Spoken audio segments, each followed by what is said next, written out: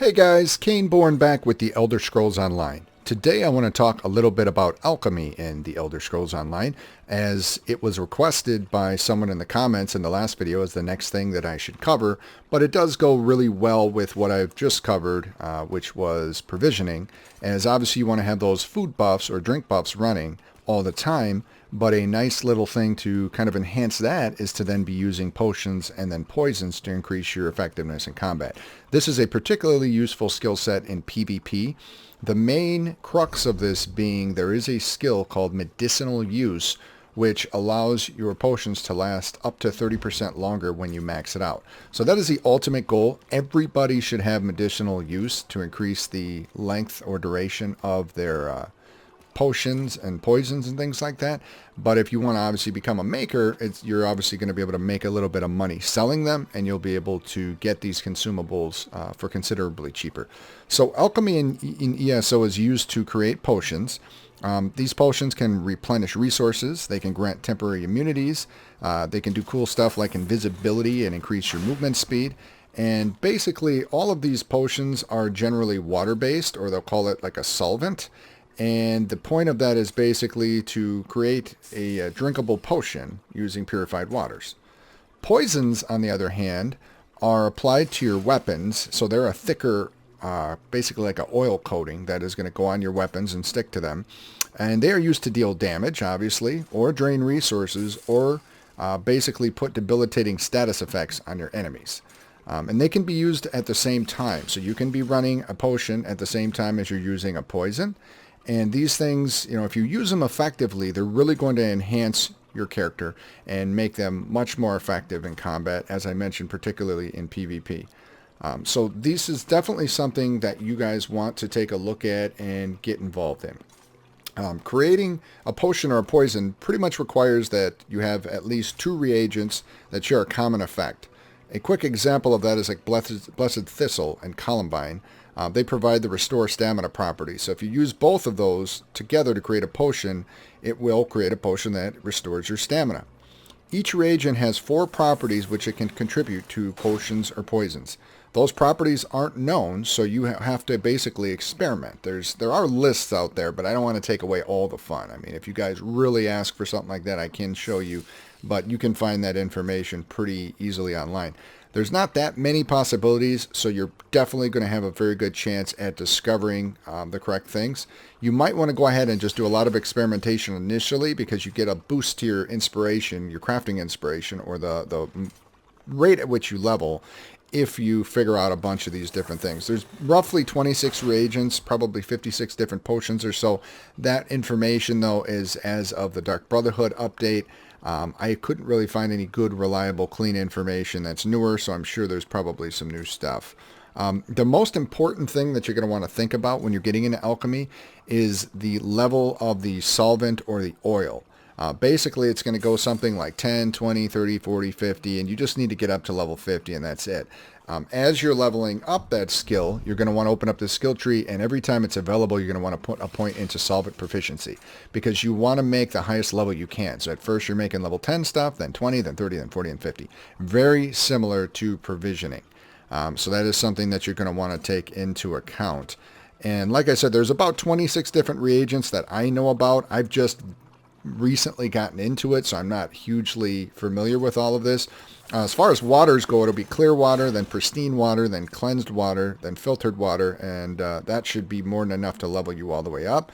And as far as oils, you start out with ichor, then you go to slime, and then there's gall, and then there's one that is pretty difficult to pronounce, but it's like Tebertathin or something terrible. I butchered. I apologize.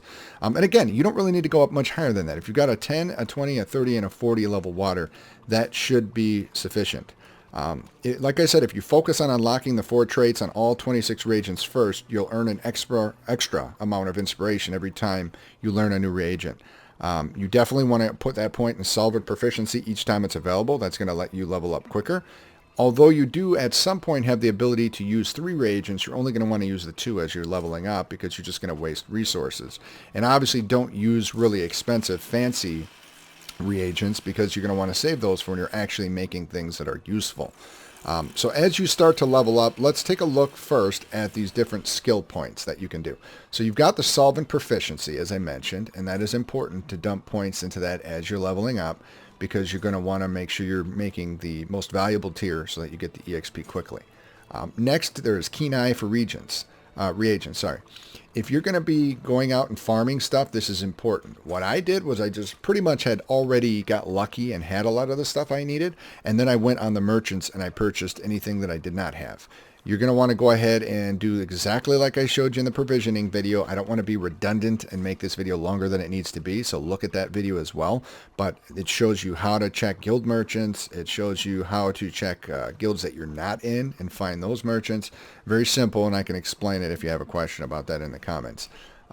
Medicinal use, obviously incredibly important because it's going to increase the duration by 30%. Some of these potions only last a number of seconds, so increasing that duration by 30% is going to be very important. And there's also a cooldown before you can use a potion, so at some point you're going to be able to minimize that downtime to a point where you're basically always using that buff, and that's why that's important. Chemistry is very similar to in provisioning, where you're going to be able to use a certain number of resources just to make one, but you're going to end up making 4. And then for potions, you have a similar thing, which is laboratory use. Chemistry is what allows you to make the extra potions and poisons, but laboratory use is going to allow you to actually use 3 reagents, which are going to create more effective potions or poisons. But again, don't do that while you're leveling up. You don't want to waste extra resources if you're just kind of burning, making junk. And then finally, there's something called snake blood, which reduces the duration of negative effects in potions. Forget that. That's a complete waste of points in my opinion. There's enough good potions out there that don't have any negative effects that aren't going to matter. If you actually find one you need to use it for, I mean, more power to you. Keep an eye out that this exists. I don't think it's really worth it. And it doesn't stop anything that has an instant effect. It's only the duration of negative effects. So if there's something that just kind of pops up as bad, like, oh, you pop this potion and, you know, you're instantly damaged for something or something like that, that effect is still going to happen. So that would be all of the skills there. So let's actually look at the Alchemy Station itself. Alchemy Stations are going to be found inside of every city, pretty much. And like I said, you're going to have your different reagents. So here I've got my level 10. I've got some level 20, 30, and 40, and even a little bit of 50. That should be more than I need. And is it terebinthine? I don't know. Somebody correct me. Terebinthine sounds right to me. Couldn't fully see the name in my inventory or my notes where I was reading it before. And then as you go down, you see all of your different reagents. The reagents seem to be the hardest thing to get a hold of, so you might want to just farm them. It seems to be kind of expensive. I spent about 5,000 to 6,000 gold to get enough or a reasonable amount to at least get started here, and we'll see from there whether or not that was a great decision or not. But for most guides that I was able to find online, and there's not a lot of real good ones, we're basically saying if you spend around 8K, you should be able to max out your character. So, oh, and I should mention, if you do decide that you are going to go ahead and farm all of these items, there are certain places where you're going to find them more often than not. If you're going to look for oils, basically you want to kill enemies in dungeons. Quite often dungeons will drop oils, and then also undead, daedra, and trolls drop oils quite a bit, and there's some different containers that you can find them in. It's not the most reliable method. Your best bet is probably killing enemies in dungeons, and specifically undead, daedra, and trolls have a higher chance to drop oils. If you're looking for the solvents or waters, basically, there's small swirling pools in almost all of the lakes and rivers and different areas you can find. So if you see that bubbling water, click on it. You'll be able to loot some. You'll find water skins all over the place. You'll find little bottles. And of course, other containers can also have water. So there's a lot of ways to gather those kinds of things. And then, like I said, if you're out gathering the actual reagents, there is a skill tree line, or rather a line in this skill tree called Keen Eye. But again, I bought everything because I'm in a hurry. Realistically, folks, I've heard you can finish this whole thing if you've got the proper materials in front of you in like 10 to 15 minutes. So let's actually make a couple. So I've got 2 reagents loaded up here, and I've got a solvent. And basically, I just clicked on one. So here, I can actually clear it out. Let's go ahead and reload up Ichor, which is my level 10 oil, And then we'll just do the first two I literally saw, which now I know they're listed. They both have vulnerability. So those are going to work. So let's just start crafting. So you start spamming the R button. And as you can see, you get a lot of EXP pretty quickly. Now, I'm not going to sit here and make you watch this entire process because I think that's kind of stupid.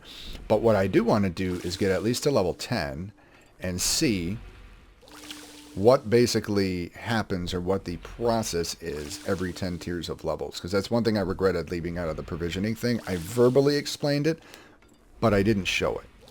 So let's just get here. And as you can see, I mean, this is quick. I mean, how long have we been doing this? And the level 4, I think I made like 2 things and got level 4.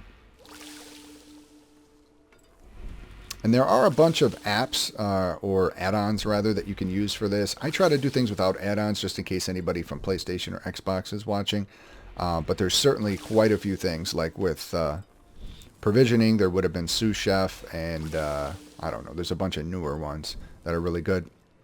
And for alchemy, there's quite a bit as well that kind of cheat, tell you the recipes. There's some that can even auto-craft for you. But I'm just trying to do this the natural way. So we're just under. So now we just hit level 10. So I'm going to make one more because I'm going to show you that it should be less EXP now. Now, it's not horrible, but that's not as efficient as it could be. So what I'm going to do now that I'm at level 10 is I'm going to go in here and I'm going to right away put another point into solvent proficiency. Luckily, I have 1 skill point available. I'm going to have to get some more here.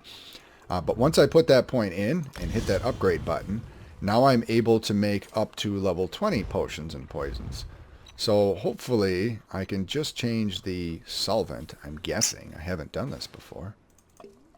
And then that should make a level 20 vulnerability potion. So I don't even have to change my reagents here. So let's see.